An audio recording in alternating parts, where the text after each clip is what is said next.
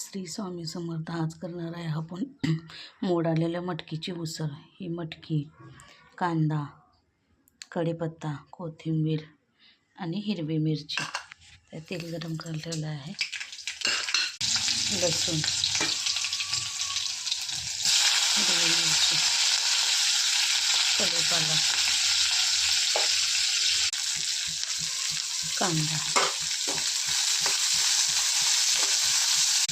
हळद आणि मीठ.